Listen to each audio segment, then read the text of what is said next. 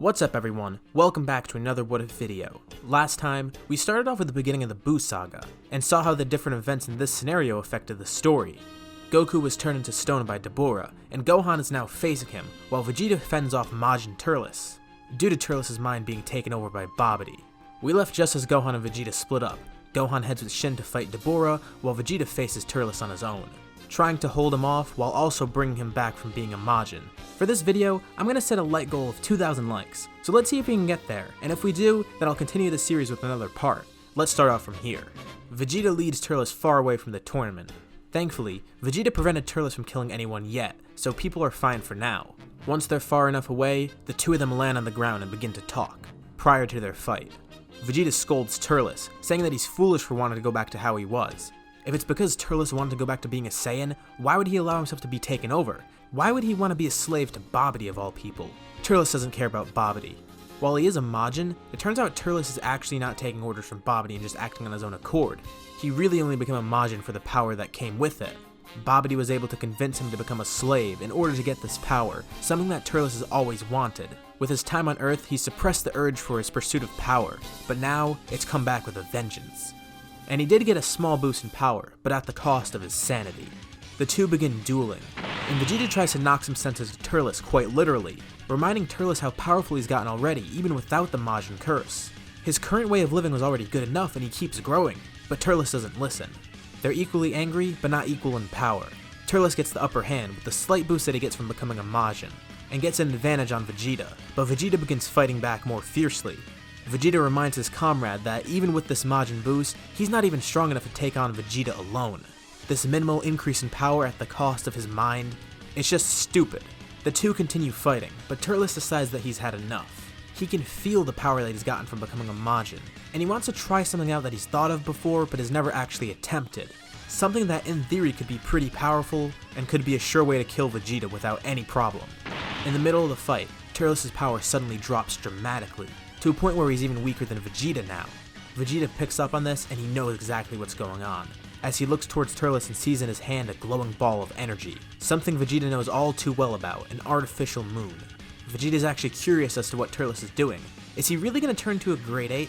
What's that going to do that Super Saiyan 2 can't? Turles chuckles, asking Vegeta if he's ever thought about what would happen if a Super Saiyan went Great Ape, or vice versa. Vegeta's astonished. He doesn't even know if this is possible, but if it is, he could just think of how fearsome it would be. The increase in power that one gets as a Great Ape, plus the increase in power one gets as a Super Saiyan, it would definitely be a deadly force, and Vegeta doesn't even want to attempt to see if it's possible.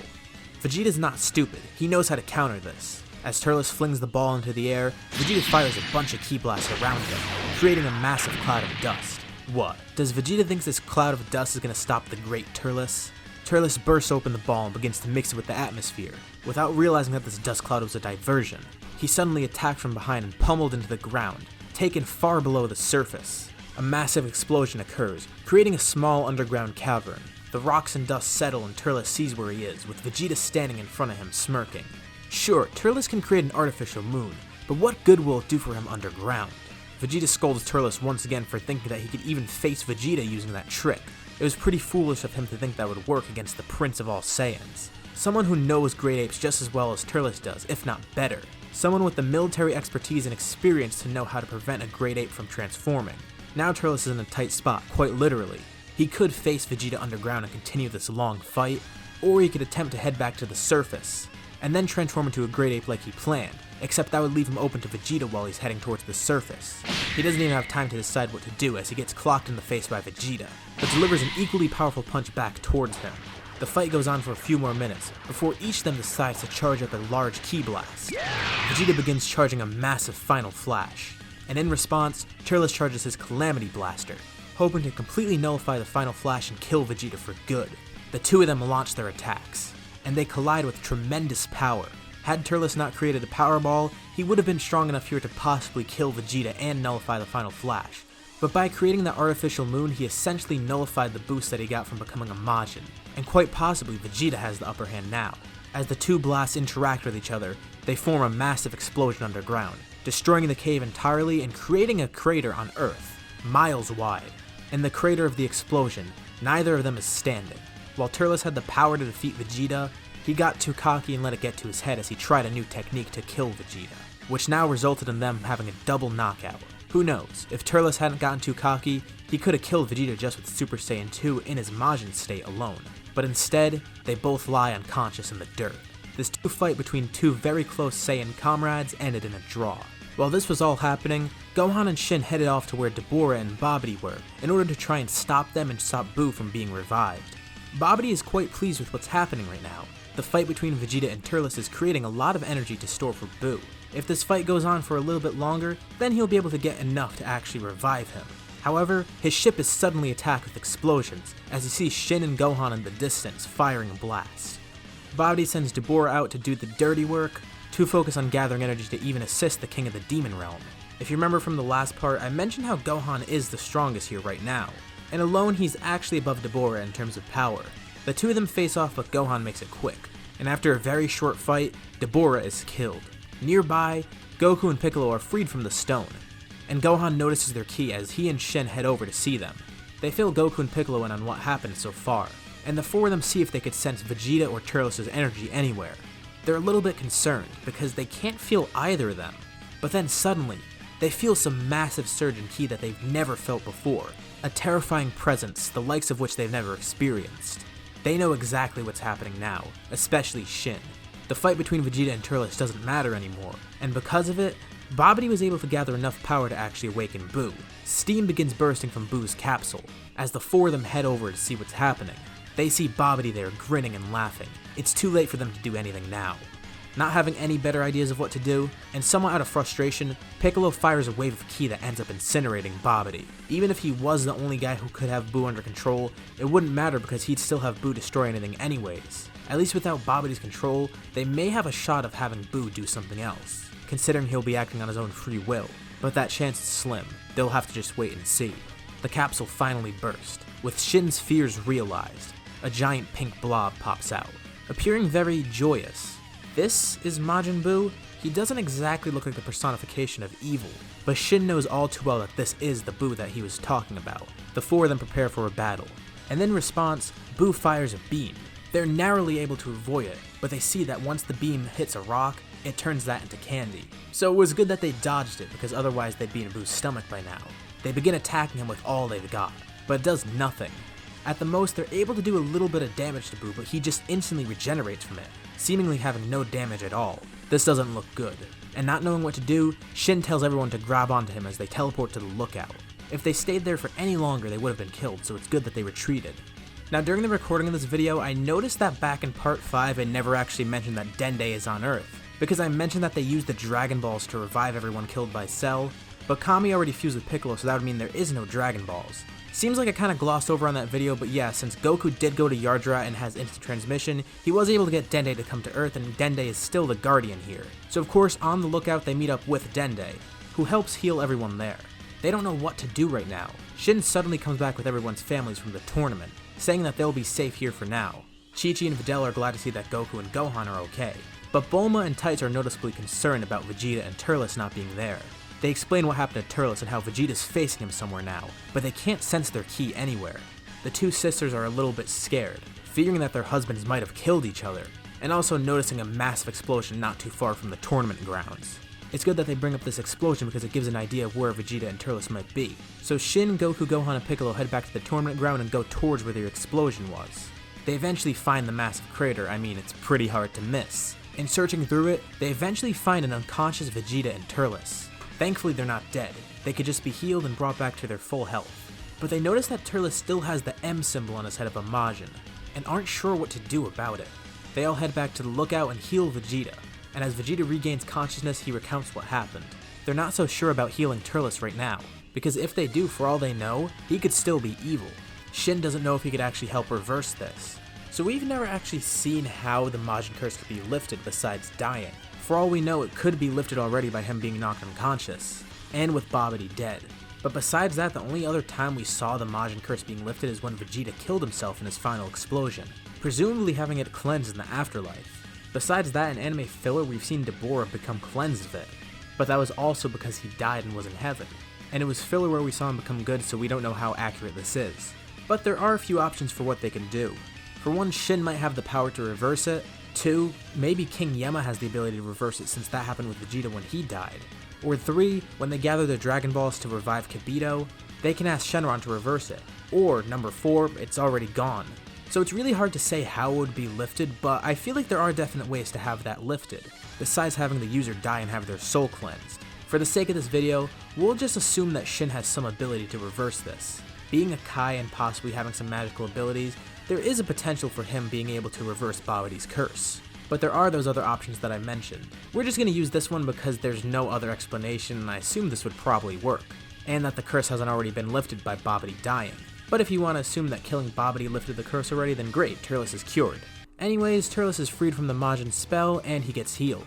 Thankfully, they prevented him from killing anyone, but he still feels great remorse for having that happen to him in the first place. He also gets information about what happened so far, and how Boo is already revived, possibly causing havoc everywhere. Well, the Room of Spirit and Time is right there, so they could go in and do some years of training, but they don't necessarily want to torture themselves for years in there. Besides that, they don't know any ways to get strong quickly. Shin does have one idea. He doesn't know if it'll work, but it's at least worth a shot. Back on his planet, they could train with the Z-Sword and see if that works. Shin brings Vegeta, Turles, Gohan, and Piccolo to his planet, as they're the strongest fighters right now and training them will have some great benefits. The first task is actually pulling out the Z-Sword. Piccolo and Goku aren't able to do it. Vegeta and Turles are actually ahead of Goku in power now, because that fight they had with each other brought them to near death and they got healed, so they got a nice little boost in power. Gohan also got a small boost too from his fight with Deborah, still being ahead of the pack, but his boost wasn't even nearly as dramatic as Vegeta and Turles' was. They decide that if Piccolo and Goku aren't strong enough, then maybe they should try the strongest person here, which would be Gohan, so he attempts to free the Z-Sword himself, and he's able to do it a lot easier this time, but still with some struggle. Maybe if they train Gohan with the Z-Sword, he'll be able to get powerful enough to defeat Boo. So they attempt some training with it, and like normal, this results in Gohan breaking the Z-Sword, freeing Elder Kai. So you can see where this is going now. They get told about the ritual, and Gohan does end up doing it, but they realize that it's going to take a while, and they don't want to leave Earth for that long, so Goku, Piccolo, Vegeta, and Turles head back with Shin. And with the Room of Spirit and Time being brought up before, they actually make a smart choice and bring Old Kai and Gohan along with them. Instead of waiting around for Gohan to get his ritual finished, Old Kai can just do it in the Room of Spirit and Time. It's a good thing it was brought up recently because otherwise they wouldn't have thought of this, you know, like they should have in the original story. That probably would have saved a lot of trouble. So they head back to Earth and the 4 of them head out to find Boo, while Gohan and Old Kai go into the Room of Spirit and Time.